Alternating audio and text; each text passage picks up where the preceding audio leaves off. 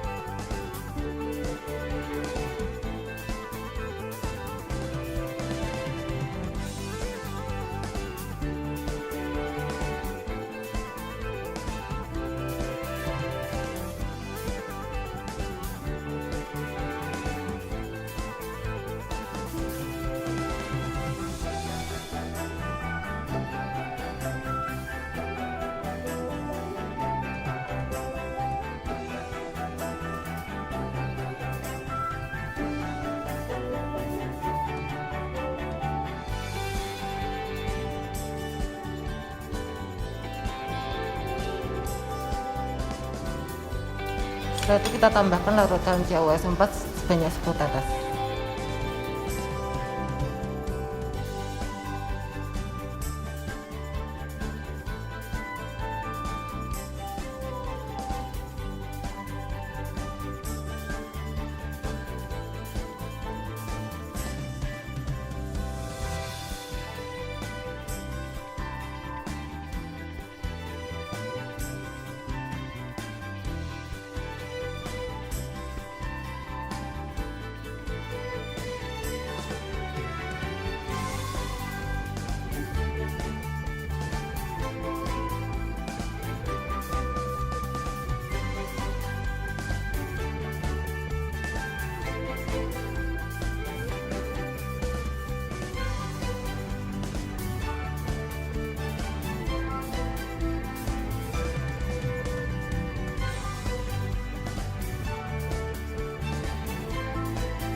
Oke teman-teman, di sini kalian bisa lihat di sini kita ada pembandingnya yaitu Aquades.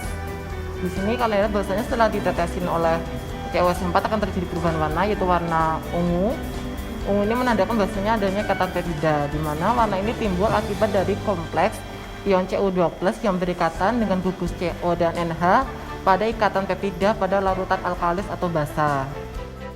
Yang kedua, kita bandingkan antara sampel 3 dengan kontrol dari Aquades, di mana sini bisa terlihat bahwasanya walaupun hampir sama ini, tapi dia memiliki warna yang mungkin tidak terlalu kelihatan ataupun masih pudar, tapi dia masih terdapat warnanya, yang menandakan bahwasanya ikatan peptidanya tidak terlalu banyak. Di sini kalian bisa mungkin diskusikan nanti saat tutorial bersama ASUS masing-masing.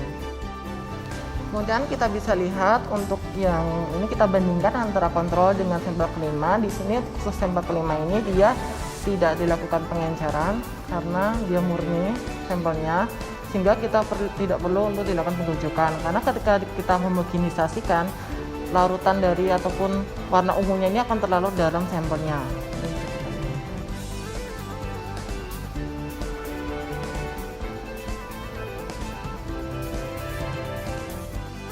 Dia akan terlarut dalam sampelnya sehingga warnanya tidak akan kelihatan ataupun tidak akan muncul.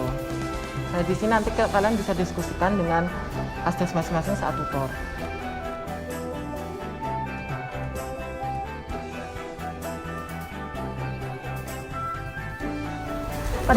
Pada uji kedua ini kita akan melakukan uji titik isoelektrik. Nah, titik isoelektrik itu apa sih? Titik isoelektrik itu adalah nilai pH tertentu di mana muatannya itu bersifat netral atau muatan positif dan negatifnya itu sama. Nah, caranya itu gimana? Caranya itu adalah dengan menambahkan buffer asetat di berbagai pH. Nah, ketika muatannya itu netral, itu akan ditandai dengan terbentuknya endapan pada sampel protein kita. Nah, pada uji ini itu tujuannya adalah untuk mengetahui di sampel protein kita ini titik isoelektriknya itu berada di mana sih, seperti itu. Jadi, oke, mari kita mulai. Oke, pada tahap pertama kita akan memasukkan sampel kasein 0,5% sebanyak 1 ml pada 5 tabung yang berbeda.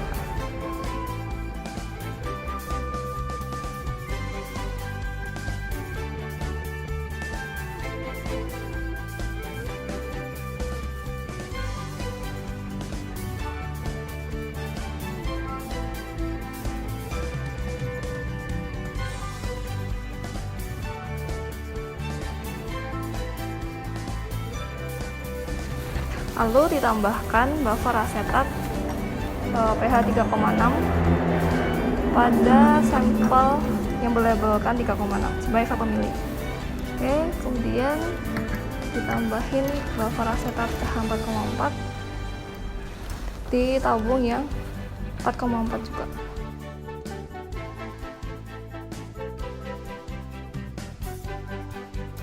Begitu juga untuk buffer asetat yang pH 4,8 sebanyak 1 ml ditambahkan ke tabung reaksi juga yang berlabelkan 4,8.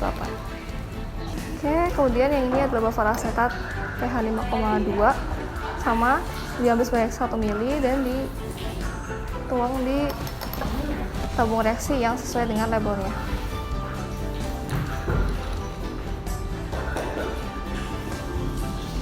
Dan yang terakhir adalah buffer asetat pH 5,6. Diambil 1 ml dan dituang di tabung reaksi yang sesuai dengan labelnya.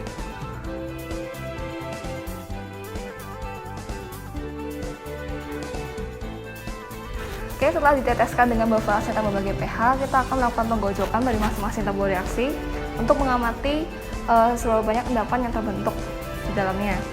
Nah, nanti kita lihat amatin itu tiap menit ke 0, menit ke 10, 20, dan 30 sebelum dipanaskan. Setelah menit ke 30, kemudian akan dilakukan pemanasan pada setiap sampel tadi ke 5 tabung reaksi dan dilakukan pemanasan selama 30 menit. Nah, setelah pemanasan tersebut, kalian juga akan mengamati apakah terjadi perubahan warna atau perubahan endapan yang dihasilkan pada masing-masing tabung reaksi. Nah, nanti hasilnya bagaimana kalian catat di lembar kerja, dan kemudian kalian diskusikan dengan masing-masing asisten pada saat diskusi.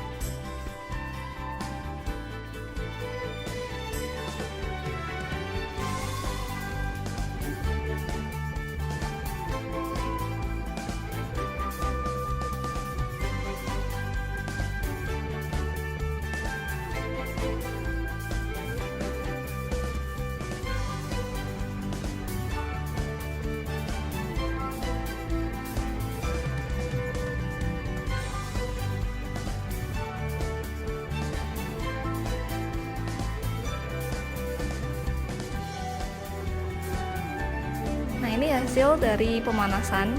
Kalian bisa lihat dari kelima tabung reaksi, dari mana sih, dari buffer asetat 3,6, 4,4, 4,8, 5,2, dan 5,6 yang paling banyak endapannya dan paling keruh.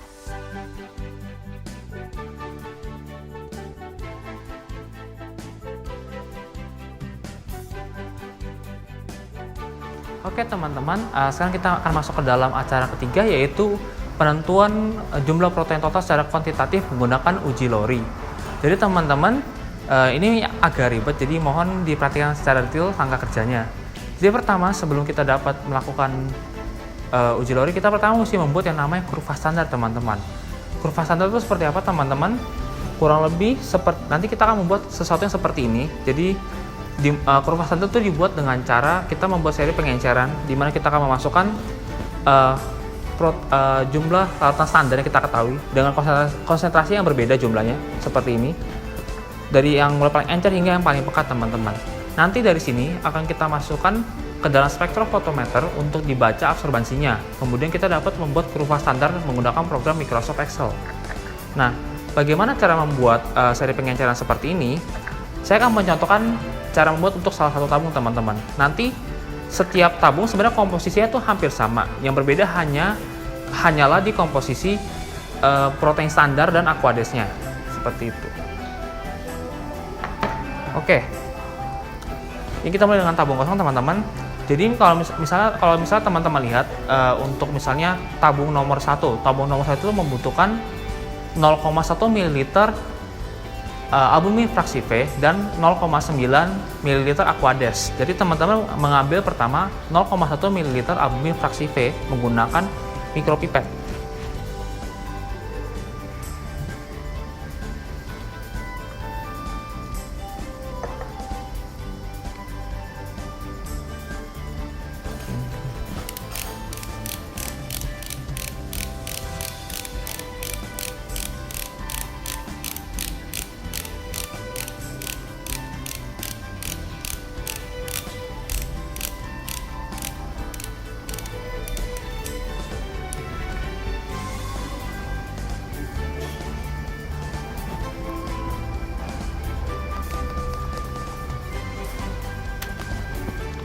Oke, sudah itu kita tambahkan sesuai dengan nanti resep yang di tabel, itu adalah 0,9 ml aquades.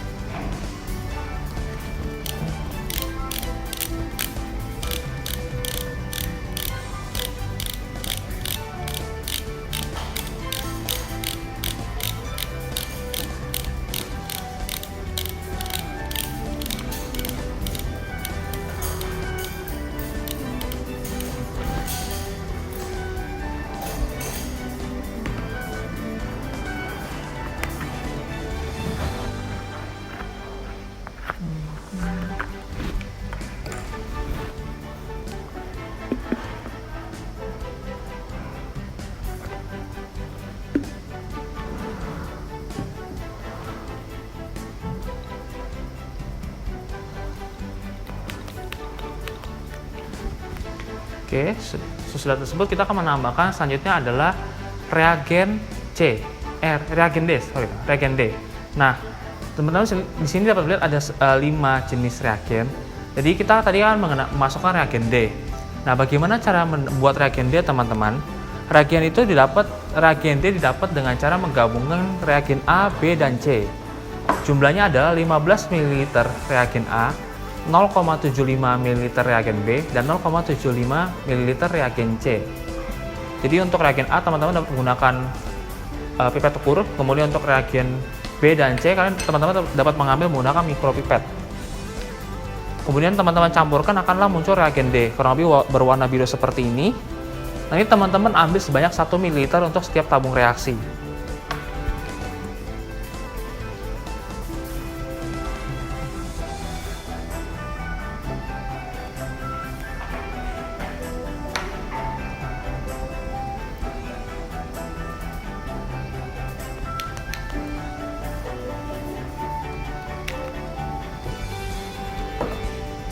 Oke, setelah ditambahkan reagen D, teman-teman menunggu kurang lebih selama 15 menit untuk inkubasi di suhu ruangan.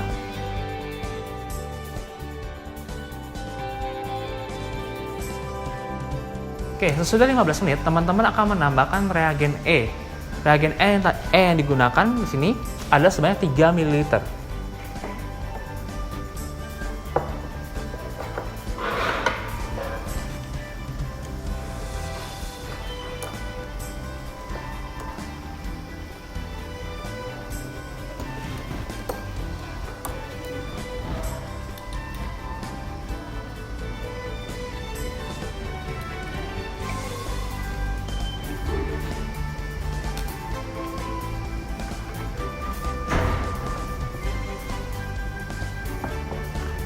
Oke, teman-teman akan mendapatkan hasil yang tabung kurang lebih berwarna sedikit kebiruan. Nah, ini hanya contoh untuk satu tabung, teman-teman. Teman-teman sebenarnya nanti akan membuat seharusnya minimal 11 tabung mengikuti dengan tabel yang sudah akan disediakan. Jadi hasil akhirnya harusnya kurang lebih berbentuk seperti ini. Seperti itu.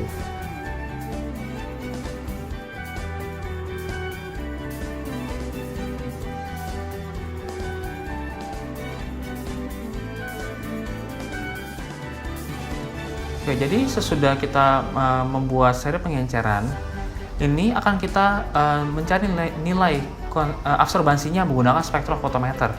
Jadi ini namanya mesin spektrofotometer, dia akan mengecek absorbansi dari masing-masing tabung reaksi yang ada seperti itu.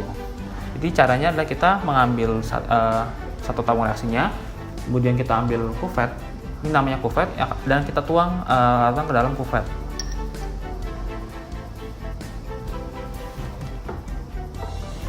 Oke, jika sudah dimasukkan ke dalam sesuai urutan di spektrofotometer, mulai dari B hingga 1 sampai 5.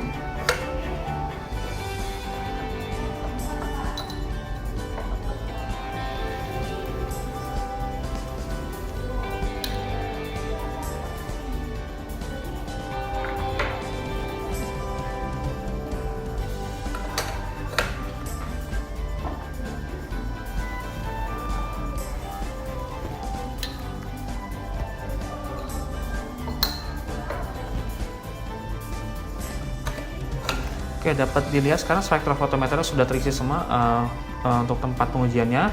Namun kita masih mempunyai 5 tabung yang tersisa. Jadi nanti kita akan melakukan semacam kayak tahap kedua. Jadi kita menggunakan 5 tabung lagi dan kita ukur lagi. Tapi untuk yang ini kita tutup.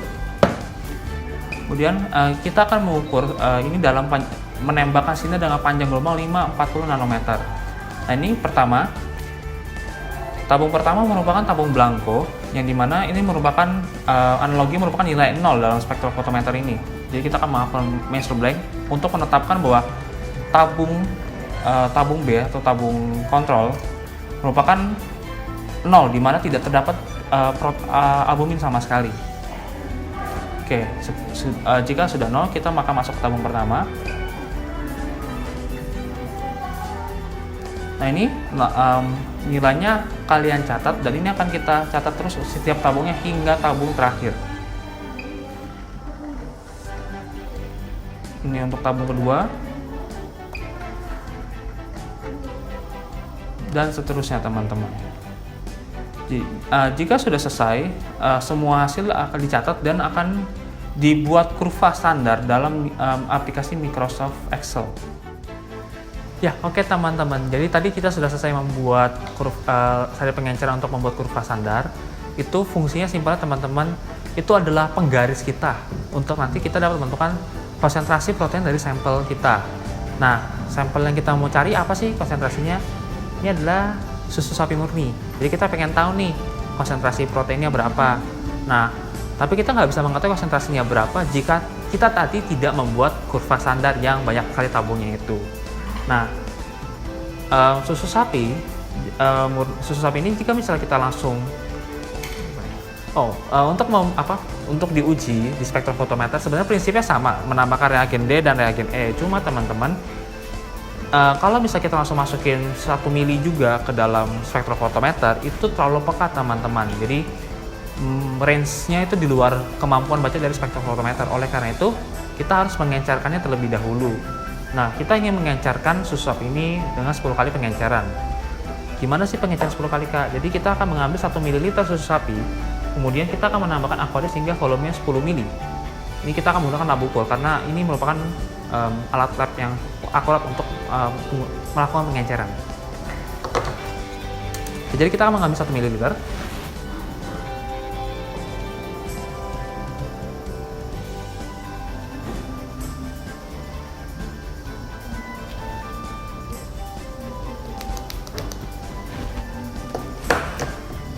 Kemudian kita akan tambahkan aqueous hingga menyentuh batas yang ada di lab ukur.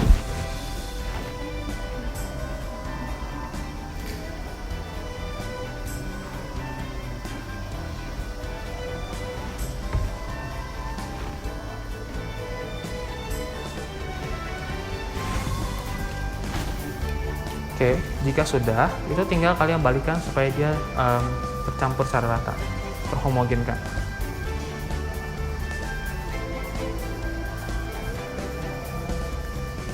Oke, dengan ini teman-teman, sampel yang ada saat ini sudah tercampur, sudah mengalami pengenceran selama 10 kali. Kenapa bisa disebut 10 kali? Karena awal sampel kita hanya 1 mili, sekarang menjadi 10 mili dilarutkan dalam aqueous pelarutnya. Nah ini teman-teman, selanjutnya kita akan lakukan langkah yang sama persis pada saat membuat kurva standar. Yaitu kita akan mengambil 1 ml sampel susu yang sudah diencerkan ini, kemudian kita tambahkan 1 ml reagen D lagi.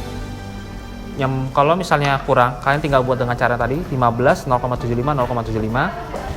Kemudian sesudah tambahkan 1 ml reagen D, kita tunggu 15 menit, kemudian tambahkan lagi reagen E 3 ml. Nanti jika sudah, sama persis seperti yang sebelumnya, dicek di spektrofotometer absorbansinya berapa. Sudah itu teman-teman, langkah di lab sudah selesai, kita akan beralih pengerjaan secara Excel. Jadi teman-teman nanti akan membuat kurva standar, di mana kurva standar tersebut dapat digunakan untuk menentukan konsentrasi dari sampel ini teman-teman. Seperti itu.